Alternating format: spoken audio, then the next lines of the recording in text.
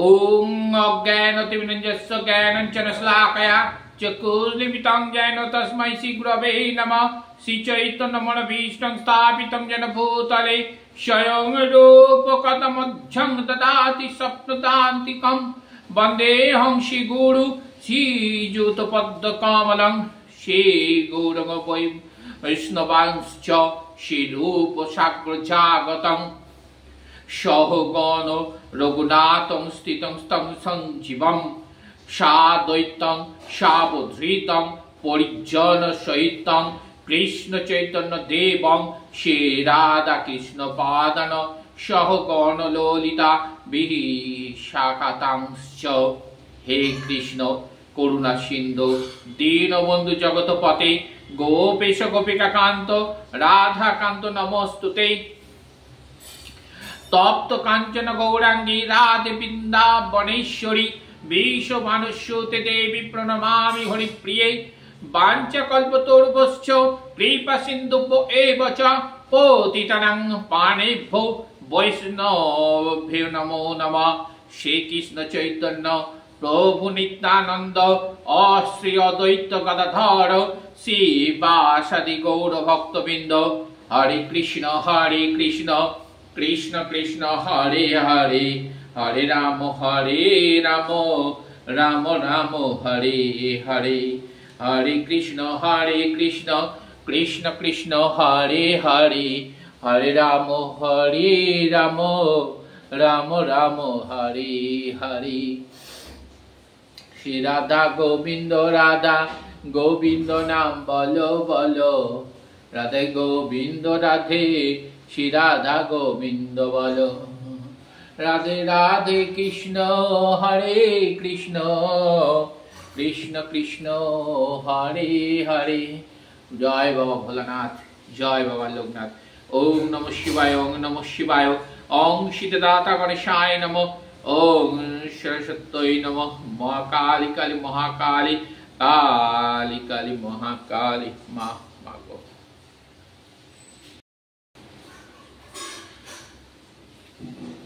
जावन अर्थ उत्पानि सर्वतो संप्लुत तते तावन सर्वेषु वेदेषु ब्राह्मणस्य बीजानन्त।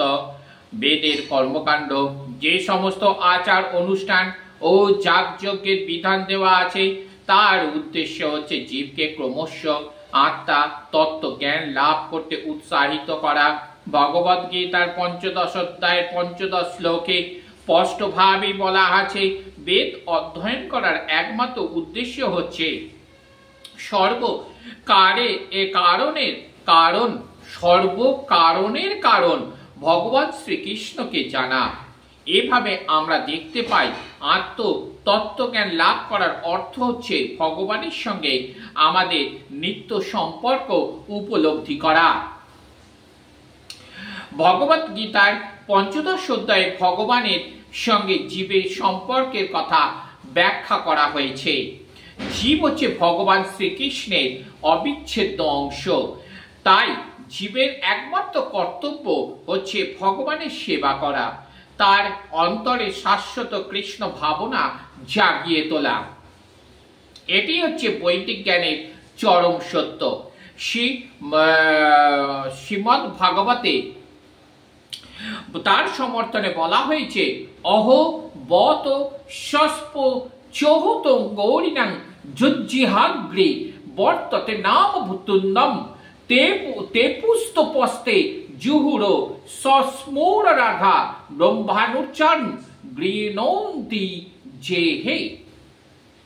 হে ভগবান, নিরন্তর যিনি আপনার নাম কীর্তন করেন তিনি যদি চণ্ডালের মতো নিচকুলে জন্মগ্রহণ করেন তবুও তিনি আধ্যাত্ম মার্গের অতি উচ্চ স্তরে অধিষ্ঠিত।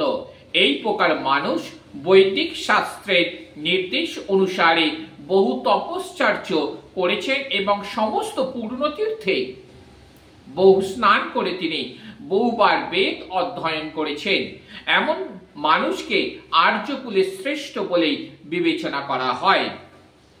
সুতরাং বেদ থেকে আমরা বুঝতে পারি যাগ যজ্ঞ আচার অনুষ্ঠান করে স্বর্গলোকে উন্নততর ইন্দ্রিয় সুখ ভোগ করার শিক্ষা বৈদিক সাহিত্যে আমাদের দিচ্ছে না।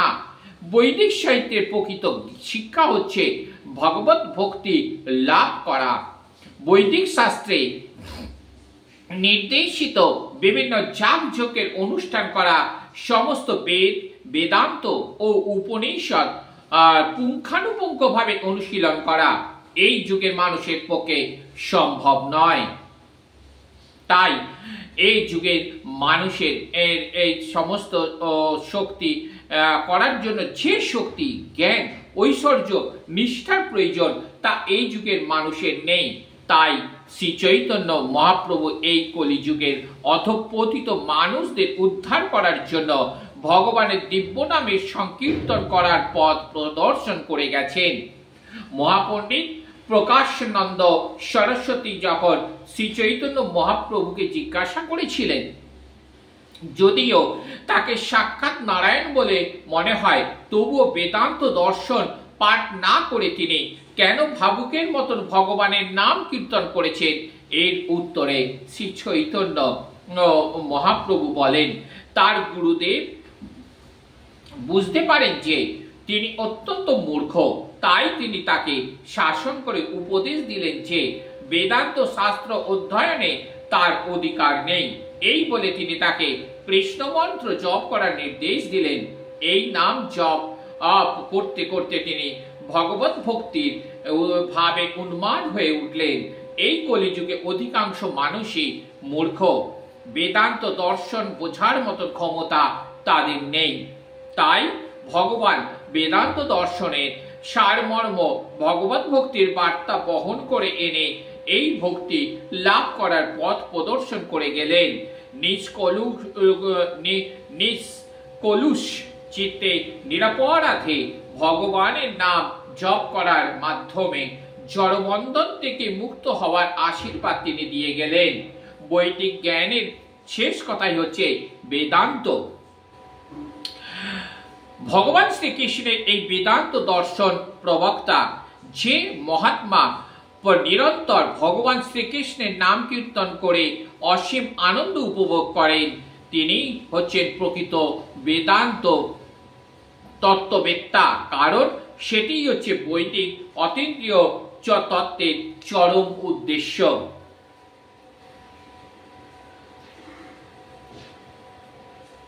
কর্মণ্যেবাধিকারস্তে মা ফলেষু কদাচন মা কর্ম ফলে হেতু ভূর্মা হে সঙ্গহস্ত কর্মণি।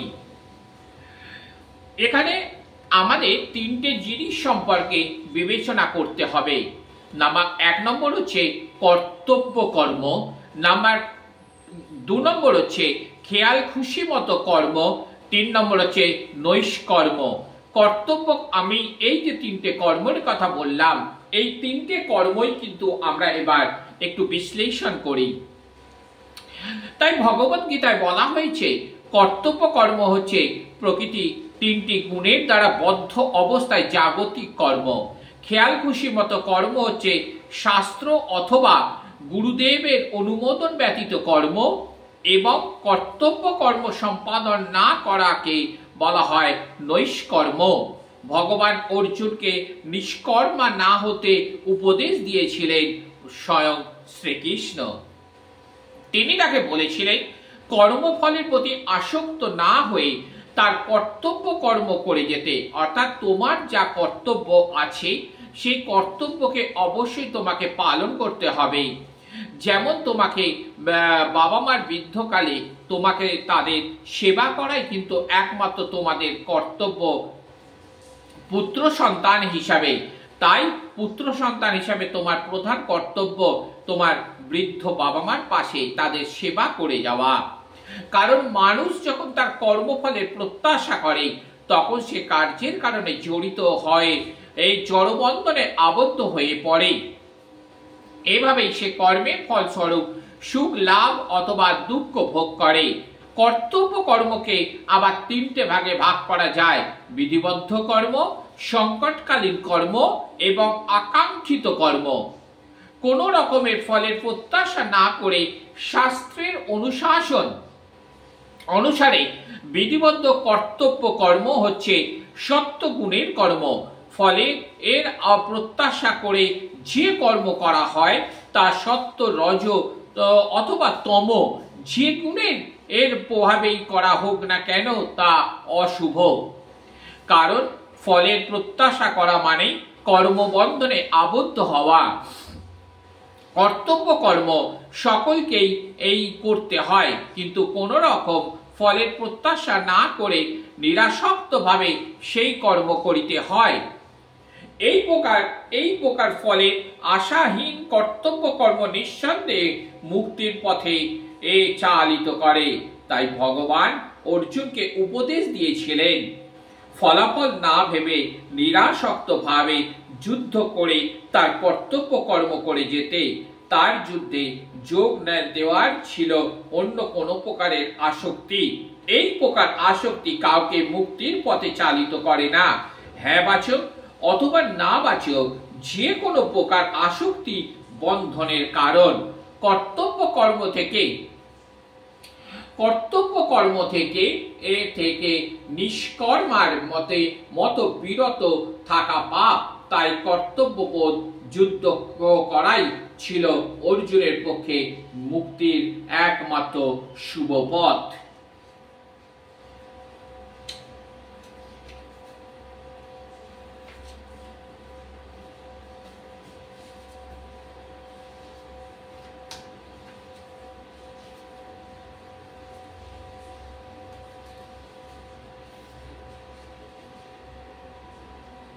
ভগবদ গীতার নির্দেশকে যথাযথ অনুসরণ করতে পারলে অতি সহজেই সমস্ত ভয় এবং উদ্বেগ থেকে মুক্তি হওয়া যায়। এই জীবনে ভয় এবং শোকাদি বর্জিত হয়ে পরবর্তী জীবনে চিন্ময় স্বরূপ অর্জন করা যায়। এটিই হচ্ছে শ্রীমদ্ ভগবদ গীতার প্রধান কর্ম এবং উদ্দেশ্য, এবং এটাই আমাদের সমস্ত মনুষ্য জীবের করা উচিত।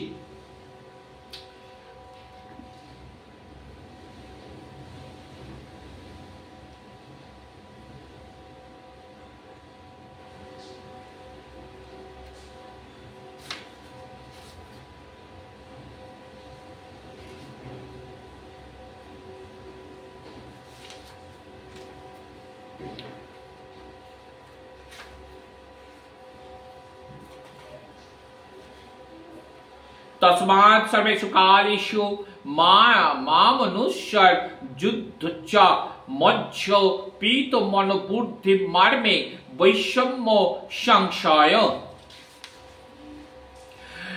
योगिनमपि सर्वेषां मद्गते नरप शुद्धपाना भजते जो मांसे युक्ततममतो। ओम विष्णु ओम विष्णु ओम विष्णु ओम दिव्यादं शक्ति रूपेण संस्थिता नमो तस्यै नमो तस्यै नमो तस्यै नमो नमः। अखण्डतिमिरञ्जस्य ज्ञानं च न शलाकया चक्षुर्मीलितं येन तस्मै श्री गुरवे नमः।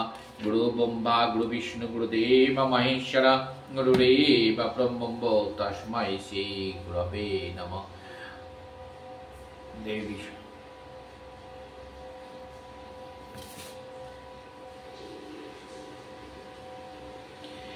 এখনকার দিনে দেখবেন আপনারা মানুষ যখন কোনো দেবতাকে নমস্কার করে তখন দেখবেন মাত্র নাকে হাত দিয়ে তারা নমস্কার করে, তারা কপালে হাত দিয়ে কিন্তু কোনো সময় নমস্কার করতে তারা ভুলে গেছে। এবং করজোড়ে কিভাবে করজোড়ে নত মস্তকে আপনাদের কিন্তু প্রণাম করতে হবে। প্রণাম করার কিন্তু এটাই হচ্ছে নিয়ম। এবং